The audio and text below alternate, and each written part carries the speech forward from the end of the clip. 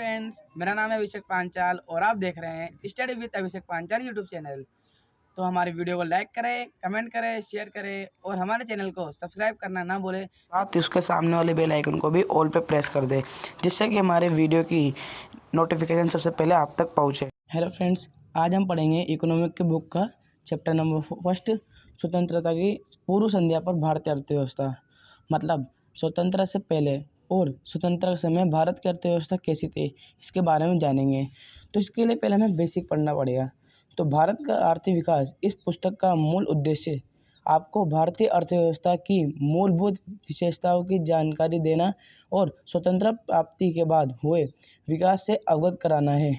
मतलब जो भारत का आर्थिक विकास बुक है अपनी, इसको पढ़ने का उद्देश्य है कि भारत की अर्थव्यवस्था को विशेषता को जानना और स्वतंत्रता प्राप्ति के बाद यानी स्वतंत्रता के बाद हमारे देश में कौन कौन से विकास हुए हैं इसके बारे में जानना।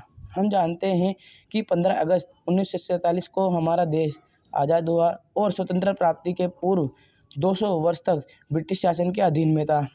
जैसा कि हम जानते हैं कि हमें स्वतंत्रता 15 अगस्त 1947 को मिली और स्वतंत्रता से पहले यानी 200 वर्षों तक हमारा देश अंग्रेज़ों का गुलाम था, यानी ब्रिटिश शासन था हमारे देश में।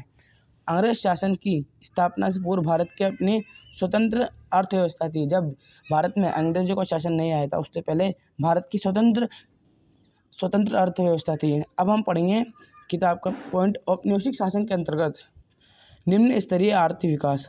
मतलब जब अंग्रेजों का शासन था तो भारत में निम्न स्तर यानी कम स्तर पर आर्थिक विकास हुए थे, उसके बारे में पढ़ेंगे उसमें।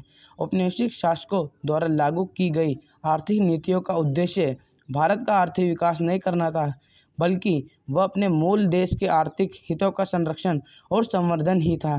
मतलब जो अंग्रेजों के शासनकाल में अंग्रेजों ने आर्थिक विकास की नीति अपनाई थी, उसका उद्देश्य भारत का आर्थिक विकास नहीं करना था, बल्कि वह अपने मूल देश यानी ब्रिटेन उस देश का आर्थिक हितों का संरक्षण और संवर्धन ही था। मतलब ब्रिटेन का विकास करना चाहते थे। इन नीतियों ने भारत की अर्थव्यवस्था के के मूल रूप को ही बदल डाला। जब ये नीतियाँ भारत में लागू हुई तो इन्होंने भारत की अर्थव्यवस्था के ढांचे को ही बदल डाला। भारत इंग्लैंड को कच्चे माल की पूर्ति करने तथा वहाँ के बने तैयार माल का आयात करने वाला देश बन गया था।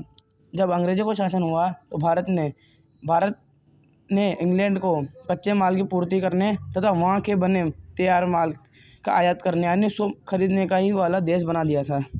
अब इस पैराग्राफ में अब एक और क्वेश्चन बन सकता है कि औपनिवेशिक काल में भारत की राष्ट्रीय आय का आकलन करने वाले प्रमुख अर्थशास्त्रियों के नाम बताइए। यानी जब अंग्रेजों का शासन था तो प्रति व्यक्ति के आय के आकलन करने वाले कौन कौन थे। तो पहला था दादाभाई नौरोजी, फिर विलियम डिग्बी, पुनिले सिराज, आर.सी. राय देसाई तथा डॉक्टर V.K.R.V. राव।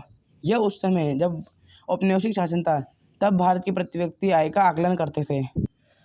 अब हम पढ़ेंगे कृषि क्षेत्र। ब्रिटिश औपनिवेशिक शासन के अंतर्गत भारत मूलतः एक कृषि आधारित कृषि अर्थव्यवस्था ही बना रहा।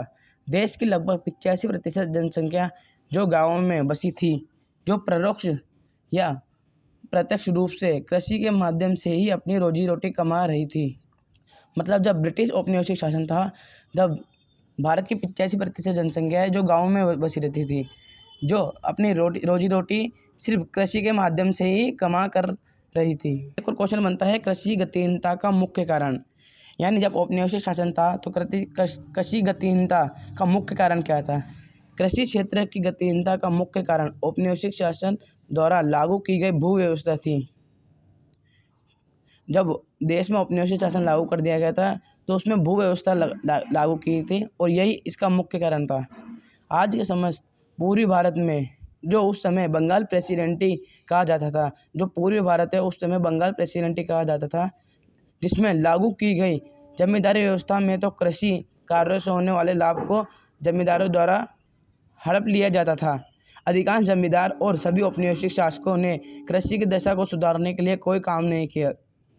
जब औपनिवेशिक शासन था तो उसमें कृषि गतिहीनता का मुख्य कारण था भू व्यवस्था, और जो पूर्वी भारत था बंगाल प्रेसिडेंटी कहलाता था, उसमें जमींदारी प्रथा लागू कर दी थी। जमींदारी प्रथा में यह होता था कि जो कृषि कार्यों से होने वाले लाभ है ना, वो जमींदारों द्वारा हड़प लिया जाता था और कृषि कार्य में भी कोई सुधार नहीं किया जाता था और उस समय औपनिवेशिक शासकों ने कृषि की दशा को सुधारने में भी कोई काम नहीं किया गया था और कृषि की दशा दिन ब दिन बिगड़ती रही और यह सब कारण थे कृषि गतिहीनता के मुख्य कारण।